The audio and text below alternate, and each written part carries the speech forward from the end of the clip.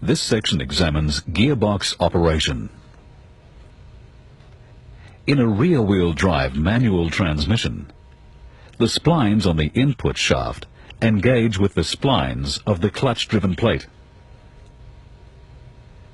With engine rotation and the clutch engaged, the input shaft transfers its motion through the counter shaft to rotate the gears on the main shaft.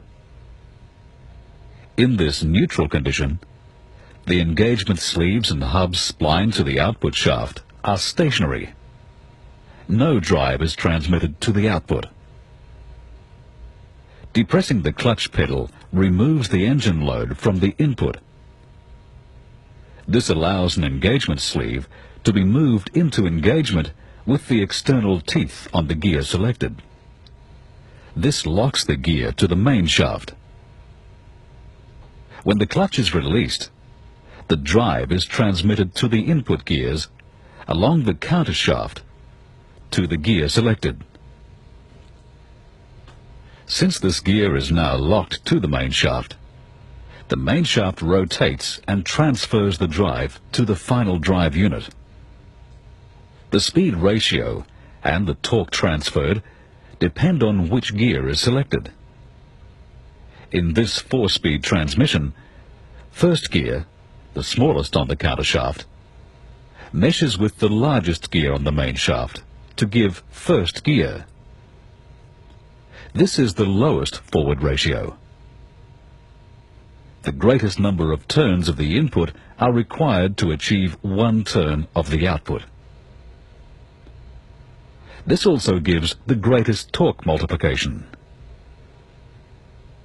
In second gear, power flow is through the next adjacent gear.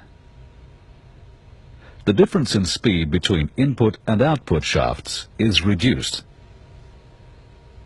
Fewer turns of the input are required to give 1 turn of the output, but there is less torque multiplication. When the engagement sleeve for third gear moves into place, drive is transmitted through the meshing gears at an even higher ratio. In fourth gear, the input and output shafts are locked together. This provides a direct drive with a 1-to-1 ratio, with no reduction through the countershaft gears.